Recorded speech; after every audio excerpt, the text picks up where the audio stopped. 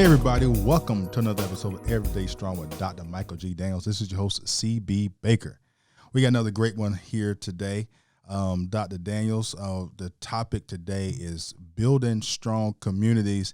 And listeners and viewers, we will be focusing on Proverbs chapter 1, King Solomon's his advice to his kids and on how to build strong communities. So, welcome to the show, Dr. Daniels. Thank you. It's always great to be here. And I can tell you one of the reasons why I think this is so important is, we have come to a place in time where it seems like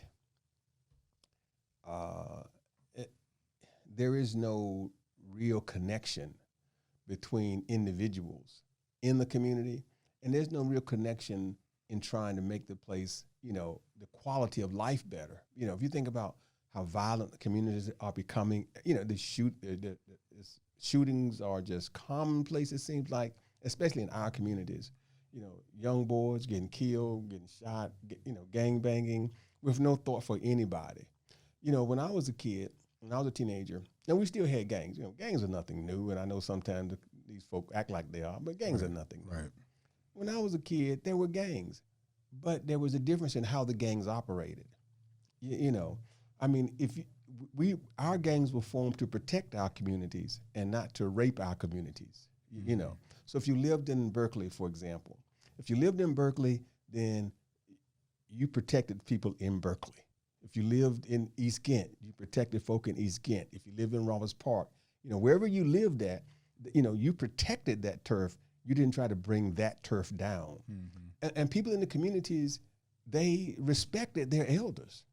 You walk down the street, you might be cursing up a storm, and you go past a certain person's house who, maybe a senior in the community, could be 75 years old or whatnot, and your cursing went down to a minimum. At least your voice came down, right. Those kind of things. Right. So you still respected the elders, and nobody would rob an elder. Nobody would break into an older person's house. Right. If you saw them carrying groceries and they looked like they were struggling, you went in there, you helped them. Now, at the next minute, you may be at the store stealing, Right. But you still had respect for the community. That's all changed now. A little 8-year-old kid will curse you out. All that stuff has changed. And so that really has caused, to me, the decline in property values, all that kind of stuff. The respect is gone. The quality of life is gone. And a lot of parents don't even feel comfortable letting their children go outside. But, we have to figure out a way to reverse that trend. And I think that the men of God ought to be at the forefront of making that happen. I think one of the things that kind of hindered the community progressing forward is the lack of the village raising the child. Mm-hmm. And when I was coming up, I started seeing mothers and fathers like, you don't say nothing to my child. Mm-hmm. Like, well, if they're doing bad and I see them, I don't want them to get hurt. But then when you walk out the house and you see me talking to the child, and I got to explain myself. Whereas back in the day, it wasn't like that. No. Back in the day, it was like it was the opposite. The parent was like, what do you do? So I can know, do I need to whip him or what I need to do? It's like everybody was on the same page. Now it's not like that. Not only were they on the same page, anyone who was an adult would whoop anybody on that block. Right. It wasn't like they was afraid to chastise another person's child. Right. I remember getting whooped by one of my relatives, one of my neighbors. My mother said, "You know what? You embarrassed me like that. I'm gonna whoop your behind because she had to whoop you." So I got 2 whoopings. Right. I remember when I got when a school teacher came to my house. When I think I was like 8 or 9 years old, and my mother, you embarrassed me like that, and I'm walking up the street, and one of my friend's grandmother had heard from him about it. Right. Michael, come here, and I go to her, and she whooped my behind. Okay, so the whole dynamic was different. Businesses was in the community. Yeah. Black businesses. You walk right 2 blocks away to get your hair cut. If because you had barbershops in the community, You had stores in the community. You had tailors in the community. The black communities were a whole lot different. Your teacher lived in the community. Right. You could walk to your doctor's office, dentist, things like that. And so it kept the community healthy and vibrant. But now, that's gone, Right. and so, like I say, the property values have gone down, the quality of life has gone down. And while I'm not saying that the black men are the sole problem, I think that the black man is the solution to the problem. Yeah. I remember I went to the Black Caucus. This was years ago, and it was a breakout session, and they was talking about brain drain. Can we keep our black professionals from when they leave the community to go to college, and to get the degree, making sure they come back to the community, Right. and because most people leave the hood, they gone, Right. Yeah. And that also, I think, is contributing to the issue too, is that you don't have, like what you just said about the professional stores and retail shops that are in the community. Most people that are able to run a place like that to a high level, going to college, they don't come back. Right. Or then we talked about the school system. How many teachers actually live in the area that they teach in school at? If you live in Chesapeake, you might be working at Virginia Beach because you get a little bit more money. It's how. I guess what's the plan to stop stuff like that from happening? Well, like I said, I think the black man is the solution. Yeah, I really do. And I think that because we are that stabilizing force, if we take that role on, we can be that stabilizing force, because oftentimes we determine where we live at. Right, that's right. And oftentimes we determine the stability of an area because people are emulating, us, and oftentimes we determine the violent nature of the community. We all that kind of stuff we kind of determine, and so at some point we have to start, and that's why I think Proverbs, especially, all the Proverbs, fits, but chapter 1 really kind of gives us that gristle to say, well, how do we make that process begin to work? And one of the first things that Solomon says is that we have to understand the difference between knowledge and wisdom. And that's key, because just because you know something doesn't mean you act on what you know. Right. And doesn't mean you make those wise decisions. And doesn't mean you're guided by the right principle. And so Solomon says that's the starting point, right? We got to be guided by the right principles, And I think that's an unfortunate thing, is that are we guided by the principle of God? Is that how we are bringing our young folk up who live in those communities? Now, this is taking nothing away from mothers. God knows mothers, I love them. They do a wonderful job. But I think it's time for the men to kind of start stepping up, right? And so what if let's say the father didn't even live in the home, right? Let's say he don't. Let's take argument, he's just baby's daddy. But what if he started that child off early, teaching that child those principles that are outlined in chapter 1 of Proverbs? Right. What if he starts out early teaching that child who to associate with, right? And teaching that child the value of sound doctrine and understanding. And what if he started out that way, teaching that child those things? Look at how the child would then grow. If he started out teaching the child the value of community and neighborhood and how important it is to restore and to become a contributing person in the neighborhood, it would change things. Like the Bible says, if you teach a child the way they should go, they won't stray far from it, right? And granted, as you grow up, you're going to do some things, right? But you won't stray far from it. So as you mature, you'll come back to it. So that's why I think that's the beginning. I think that's where we have to start. I think men have to at some point say, you know what, we're going to take the lead. We're going to take the lead. Because here's what we know. There's not a woman in the community raising a child that does not want a better neighborhood. That's right. See, she wants it. Right. This thing is that because of our lack of involvement, the neighborhood continues to go down because the boys aren't emulating mothers. They're emulating the other men in the neighborhood. Yep. And so we have to start doing that. And some people you may not be able to reach. I'll say that up front. You know, and he talks about that in Proverbs. Right, it's right there. So he gives us that. Don't let that cause you to be dismayed, right? Right.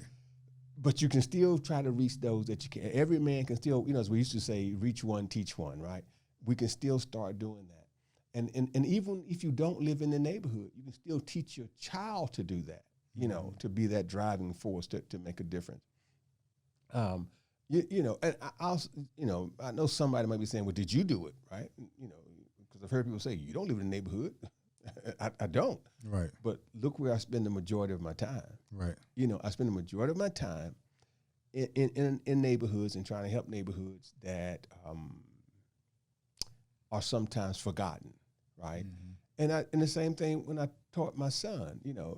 My son graduated from ODU, which is maybe not, it's not a Harvard, but it's still a nice school, right. And it has academic prowess in not just the community, but nationwide. Well, I pushed him to become a policeman in the city of Virginia Beach and to serve in the 3rd precinct. That's where I pushed him to do, because my thing to him was, you can make a difference in the community. Right. You can be the policeman that has compassion, it has empathy, And so for me, what if all of us did something similar to that? If your son is a doctor, you push him and say, hey, listen, I want you to go practice in this neighborhood. If your son is a lawyer, I want you to focus on people in this neighborhood, those kind of things. Right. And if you were a hairdresser, open up a shop in this neighborhood, so that kind of thing. It would change the neighborhoods, and we could roll the dollars over. That's the other thing. Then the dollars could get rolled over in our neighborhoods. Right. Whereas we tend to roll over money and it just leaves our neighborhood. So it didn't benefit but one person. Yeah. And that's you. If we roll those dollars over in our neighborhood, everybody would benefit, right? Right. And those are the kind of principles that he talks about in Proverbs, right? That you with those people that add value, right?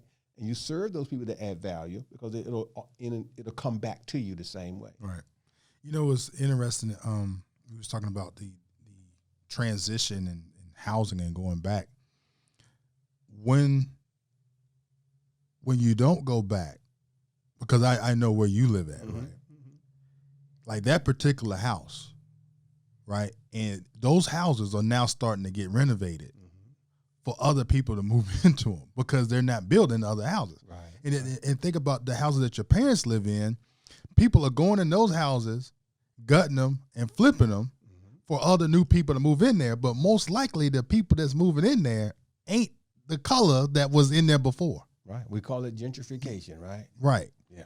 Because they can't afford to go down to Edinburgh and buy the $500,000-$600,000 house out there.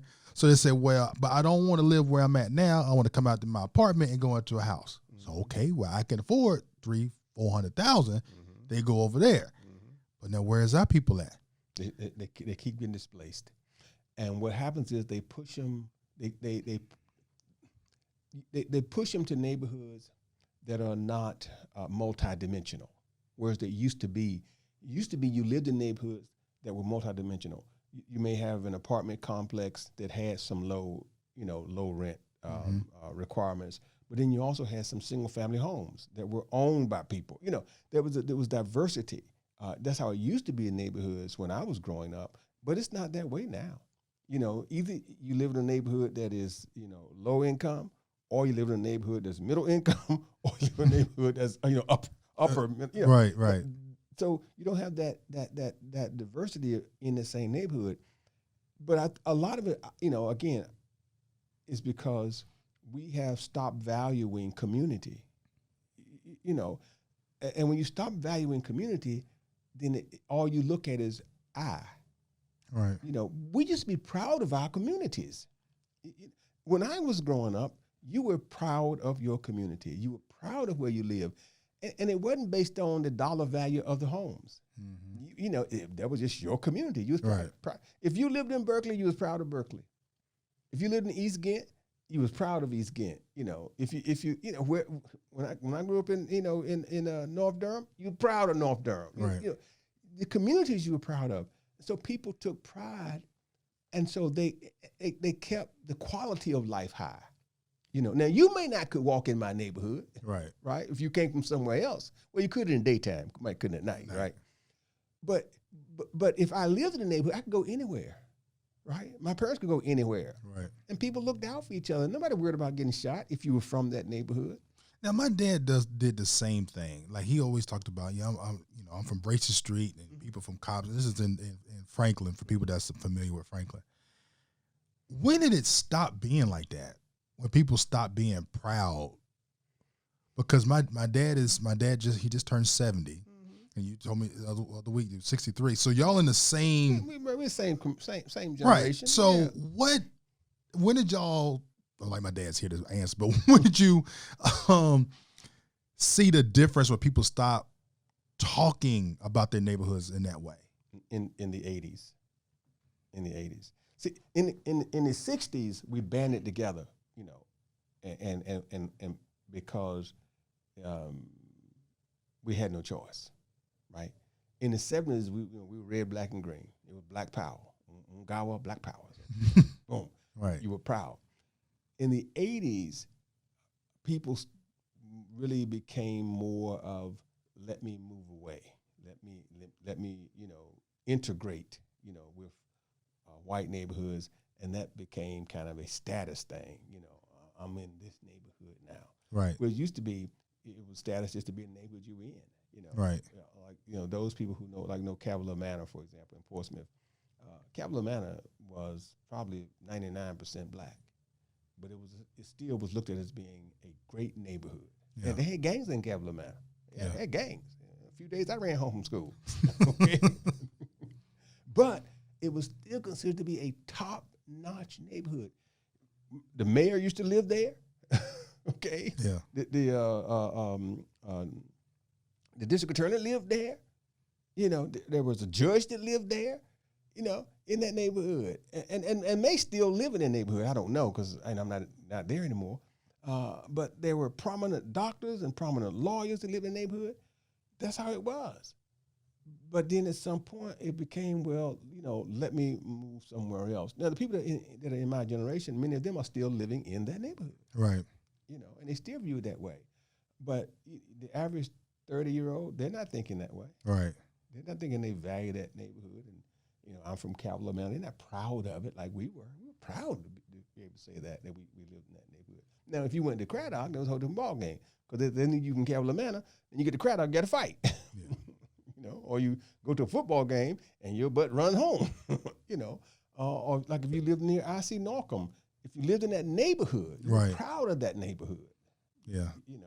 And that's another weird thing about it. I don't know if because of just the people I'm connected with in social media, but I know about every I.C. Norcom like reunion event that's going on, and they ain't go to school there.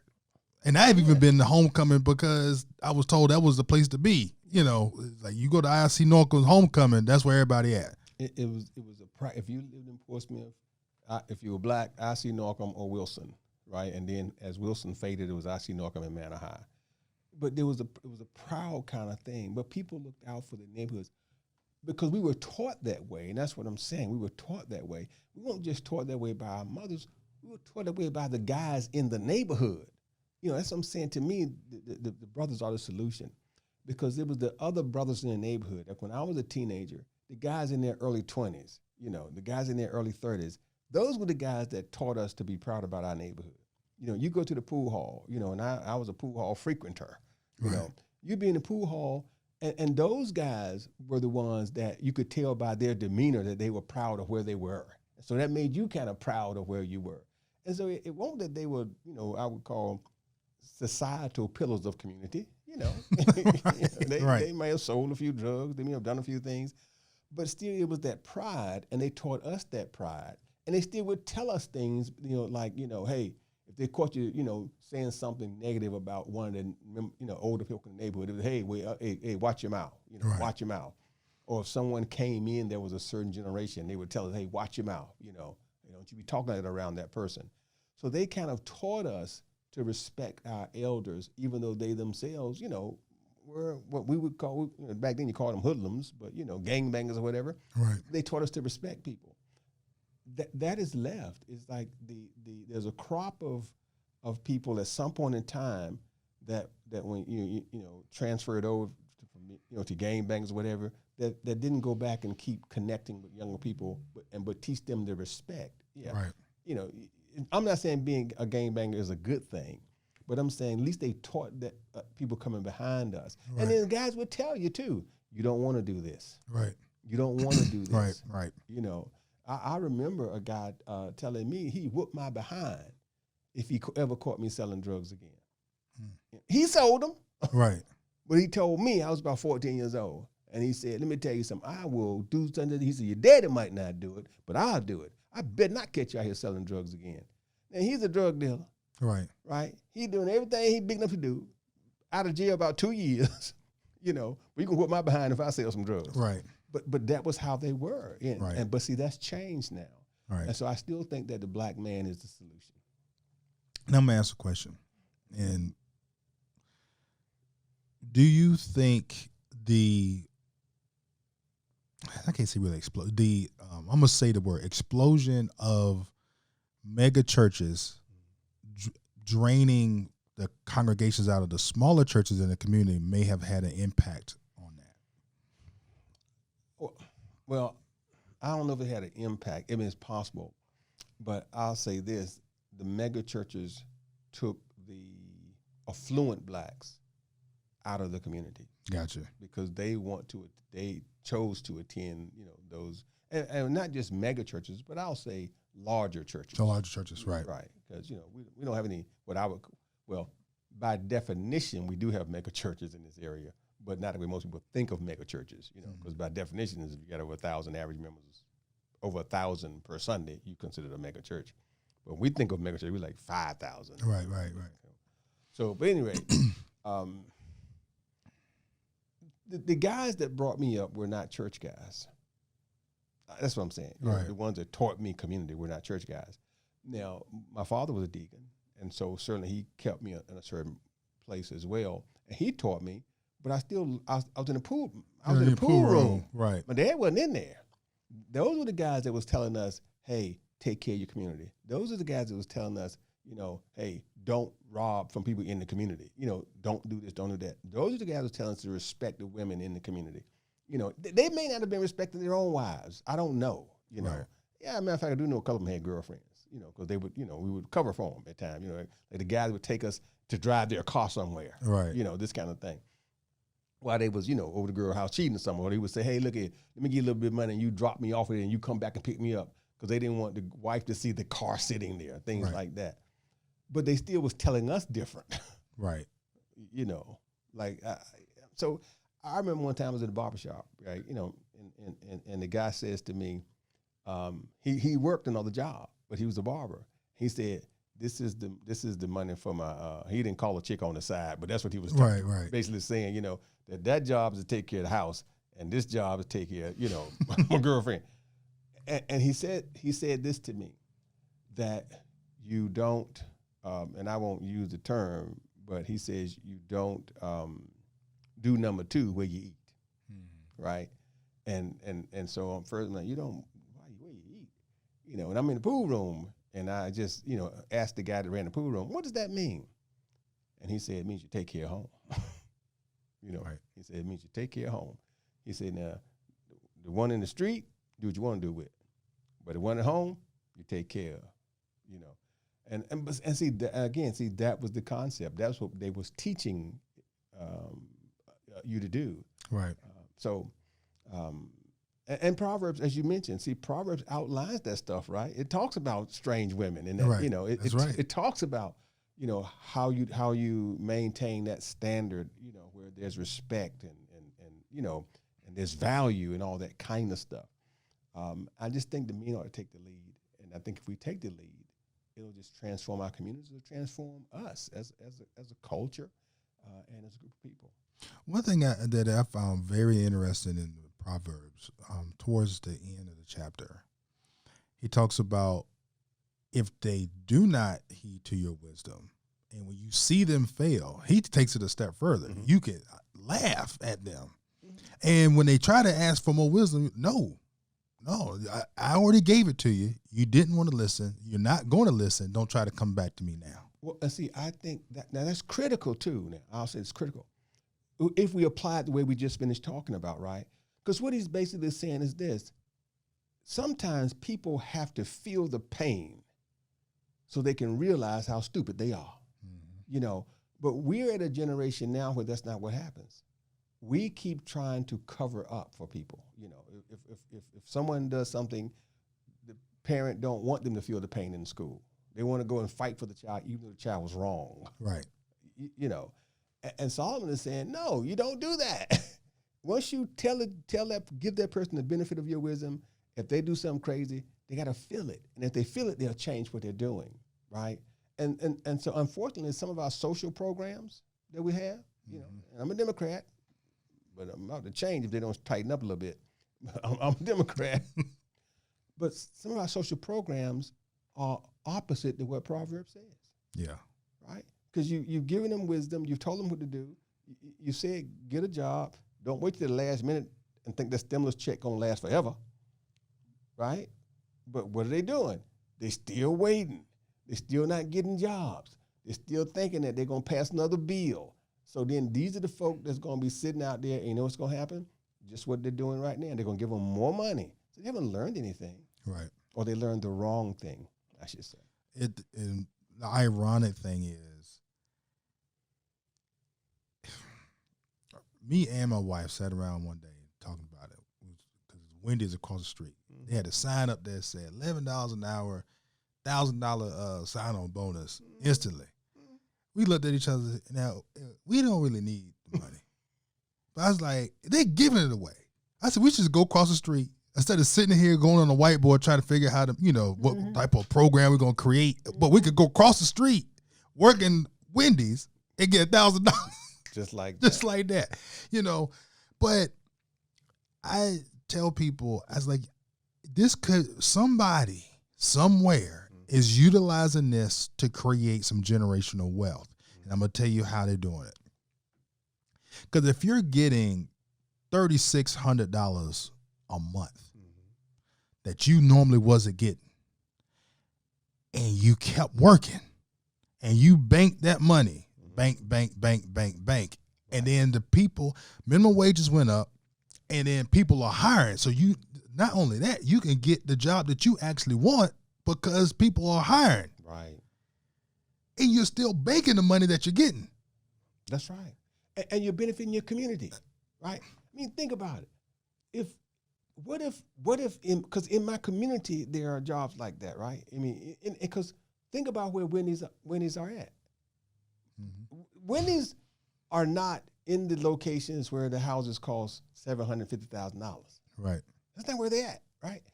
Wendy's are close to places where they know people are marginalized. Right. Because those are the fast food eaters. But those are the people that won't go there and get the job, right? Right. But what if they did? If you rode your bicycle there and you got the job, right? And that means you kept that particular one in your community. Right. And don't just keep it there. Be the best employee you can be while you are there, right? So that manager's job is easier. So that franchise in that community thrives. What's going to happen is another business is going to say, wait a minute, they're thriving there. And that's going to bring another business there. So now you got another business with great jobs, right? Where you can grow there. Don't steal from the 7-Eleven in your community, right? Because the more you do that, the quicker they're going to raise their prices, right? Or they're going to close up shop and they're going to move out. But if you're there and that 7-Eleven is thriving and doing well, Food Line is going to come in that community. Mm-hmm. And Food Line is going to, they're going to bring fresh produce. It'll bring the community back up. Before you know it, some black entrepreneur will say, you know what? Let me come here too. All right. It reminds me of Target. I just saw an article last week that Target has been silently closing down stores in black neighborhoods. Mm-hmm. And when they got called to the carpet on it, they said, well, they couldn't hire people. That's what they claim now. They couldn't hire people. And then the theft in the stores was high. And I'm saying to myself, that seems very thin. I believe it, though. Not that they can't hire people. Well, I'll take that back. Because here's what folk want. They want to work when they want to work. The question is, can I hire people to work the shifts that I want them to work, right? Do I think folk were stealing left and right? Yeah. I'm just saying I do. Right. Yeah, I would tell you. I'm be honest with you, okay? When I was a freshman in Norfolk State College, there was a chain called Robert Hall Village, similar to a smaller version of Walmart. Okay, a friend of mine and I used to work there. We were the night janitors, right? They would bring us there. They would lock us in the store. We would clean up. They let us out in the morning at 7 o'clock. Okay, let me tell you something. We were stealing stuff left and right. Okay, we were stealing left and right. Okay, they couldn't figure out how we were doing it. You know, first we started out by in the trash can. You put trash on the bottom. Right. You put good stuff, clothes, whatever, in the middle. You put trash on top, but you just insulate them on both ends so they wouldn't mess up. Right. Then we didn't dump the trash because we couldn't go outside. We would sit them on the dock. Right. The person that came in the daytime just take the trash and throw it in the trash bin. Right. We come right back. We knew what trash. Boom, boom, gone. Right. So they changed that. I guess somebody figured out. Wait a minute. Something ain't right. They changed that procedure. Right. And put cameras up there. No problem. We figured something else out. We could slide stuff, glass doors. You can slide stuff between the glass doors. You get it real thin, you slide through glass doors. So we were stealing albums and all, all this kind of stuff. We're still stealing. You could take a pair of pants and just slide one leg through and then boom, slide and put them right on through the glass door. Yeah. So shirts, same way. Take them out the box, slide right through the glass door. We were doing the same thing. Then they said, you know what? Something ain't right. So they got these grates going across, right? Mm-hmm. We would kind of work with one pair of pants on and leave with another pair. Walking right out in front of you, wearing your clothes. You ain't figure. We just wrinkle them up. Or you wrinkle them up, right? Let them sit there, and then when it's time, right before you put them on, boom, and they won't walk the store. Same thing with shoes. Take the shoes, scuff them, rub something on them so they look with new brand new tennis shoes, but they didn't look brand new by the time you fix them up a little bit. Walk right at the door with them. Okay. Do I think them joker was stealing? Yeah. But I'm just saying, see, my point is what? We are the ones that force people to say, no, I don't want to be there anymore. When I was a young guy, granted, I was told to do it differently. The guys would tell us, listen, don't harm your own neighborhood. If you want to steal, go to the white. That's what they would literally say this. If you want to steal, go to the white neighborhood and steal. They would literally tell us that. Go to the white neighborhood. And that's because that's what they did. We had no problem leaving our doors unlocked. Right. Because people weren't going to steal break in our homes. Right. They're going to the white neighborhoods and break in. Right. Now, granted, I'm not advocating breaking in nobody's house, white or black. I'm just, just noting the principle, that they told us. So, and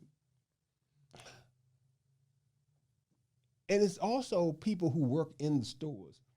See, and I don't know if you experience this or not, but oftentimes if you go to a store in a black neighborhood, the service diminishes. Yes. Right? Because it's almost like I can give you less than I give. It's like when you walk in there, you causing them a problem by walking in the store. Right, yeah, because they don't want to work or something, Right. And now I got to go to work because you just came in here. But that hurts the neighborhood, and it hurts you too, because if I stop coming, the store closes down. Now you don't have a job. Right? So we ought to be, if we take pride in our neighborhoods, we should work harder in our neighborhood. We should keep our stores cleaner. You should go in the store in a black neighborhood. It should be the cleanest store in the city because we're taking pride in it. Everything should be fresh. Everything should be clean. Same thing. If you got a mom and pop restaurant in your neighborhood, we should frequent that mom and pop restaurant in our neighborhood because that's benefiting our people. And mom and pop ought to hire people from the neighborhood. And you ought not steal from mom and pop, but that's what we do. Yeah. See, we walk out the store at night and we got enough ham in our purse, and so, but again, all that's in First Proverbs, right? The integrity, all that kind of stuff it talks about. And if we can get that back going, I tell you, we could change the world. We really can. I remember years ago in assisted living, we kept running out of detergent. I was like, how are we running out of detergent so fast? We buying it in the bulk, and they was just pouring it in a Ziploc bag and taking it home. And then we got the idea. I said, well, you know what? We need to measure out each individual cup. So we did that, and they just stole the cups. It's like it was, and you couldn't figure out. You just knew unless you're going to sit there and tree box or literally do an inventory after each shift. It didn't be able to find the person who was actually doing it. But who got time to do all of that? It was just it's crazy, and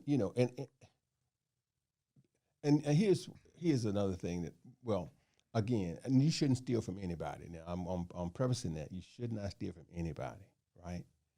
But your own people, Yeah, it makes no sense. You're stealing from your benefactor, and I get it. You mean thinking, well, it's here and he can afford it. No, just because a person owns a business don't mean he can afford you stealing from him. That's right. And so you shouldn't. The less you steal, the more you're gonna get from him anyway.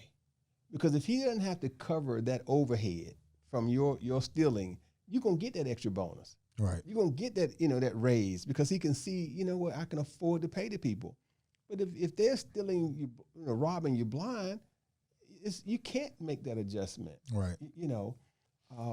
What's crazy is I went in Applebee's one time and I said, I want a sweet tea. It's like, we ain't got sweet tea. I said, how you not have sweet tea? Listen to this now. They said, we ain't got no sugar. I said, y'all don't have sugar? I knew immediately right then what happened. Somebody came in on the third shift or the second shift because it's a restaurant and said, I need some sugar at home. And took a whole bag of sugar with them. And then when the people show up in the morning, they ain't got no sugar. But not only that, here's the other thing. I bet it was a food line within 5 miles. Yeah. And nobody had the authority to just go there and buy some. Yep. But I agree with you because I have gone to a KFC in the hood and they say we had a chicken. I ain't lying. I've been there too. Why are we open then? Why are we still open if we got a chicken? Right. It's like that's the craziest thing. How you got? What? I just want some French fries and a drink. Right. I want some potato salad. They were selling the sides. I'm like, what the heck? But I don't know if somebody stole the chicken or not. But here I do know this: we got to stop getting each other to hook up, because that's the same thing. And am I guilty? Yes, Lord, I'm guilty. Why? Because I used to get to hook up all the time. There go Pastor Daniel. How you doing?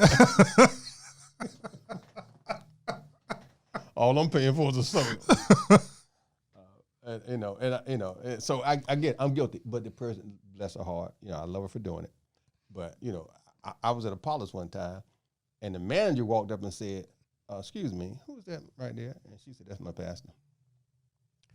And so he took the receipt from her and said, and then he looked at me and said, after a while, I'm going to start paying you just to come here and eat. She gave me so much food and charged me for a soda. Right. Because he said, you must be a real special customer. We got to pay you to come here and eat.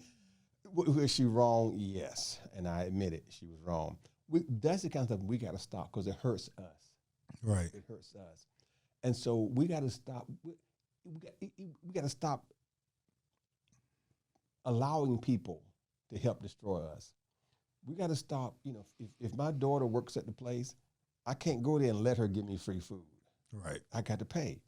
If I go to a barbershop and that's my best friend, I should tip him more. Right. Than if I go to a barbershop in another community. Right. If I go to a hairdresser, the same way. We have to look out for our people when we are doing stuff so we elevate one another. Yeah, a lot of people, I think, don't recognize that, don't understand it. Like I know for myself, if I have a friend that's doing something well and trying to get something off the ground, as soon as I hear about them, I'm usually the first one to try to buy one. Yeah. If you got a book coming out, if you're doing something or you're performing somewhere, tell me about it so I could be there to support you. Because everybody needs some support. And then I don't mind paying extra for it. You know, I don't want you to give it to me for free. Right. I will pay the thing, and then if it's cash business, I say, how much is it? Okay, it's $30. I give them $50. So here's a tip to help you with your inventory. 'Cause I know you're going to have inventory issues. I know a guy that started a church, and he started a church, and it's like he ain't even asked for it. I said he came and fixed some plumbing in the house. I gave him $200 extra. I said, I know it's hard to start something new like that. That's right. You know, you got light bill to pay, and I know your congregation isn't that large. Right. Here's $200. You know, he was like, "Thank you, bro. You just don't understand." It's like, I do understand. It's hard to get stuff off the ground. You're right, and we see again, we have to understand just what you said is that Walmart has the benefit of being not just the retailer, but they are also the wholesaler. Mm-hmm. You know, because their chain of supply they own, right? So since they own that chain of supply, yes, they can sell that bar of soap cheaper than the mom and pop store can.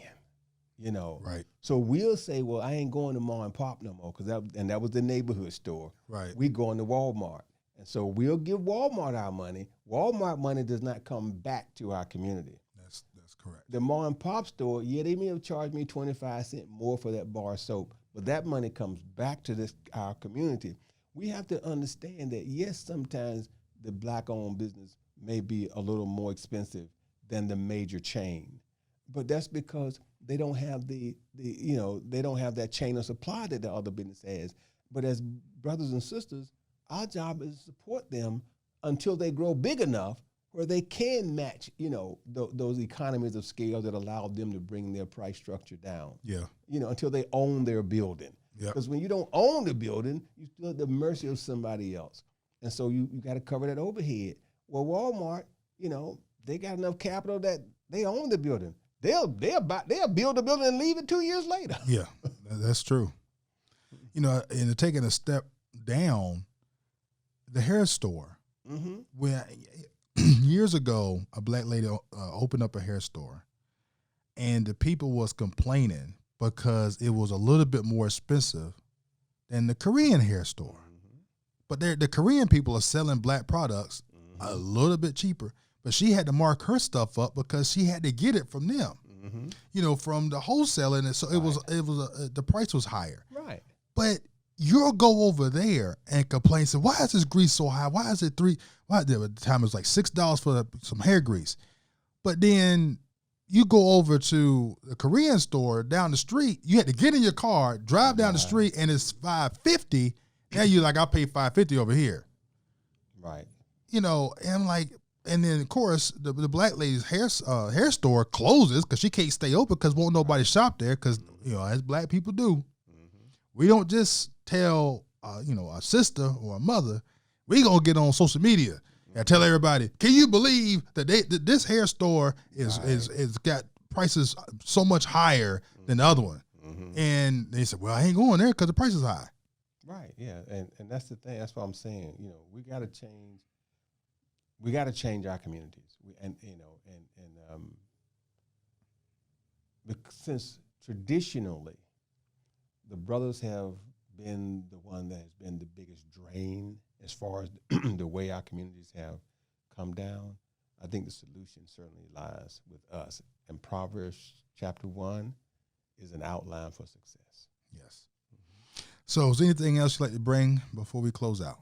Well, no. Well, let me just remind some folk, for those of you who follow us, that on August the 19th, that I will be at Ebenezer Baptist Church in Virginia Beach, Virginia. And if you're not busy, I'll see you there at 7 o'clock. Thank you so much, Dr. Daniels, and thank you all for tuning in and watching us. This is your host, CB Baker. Till next time.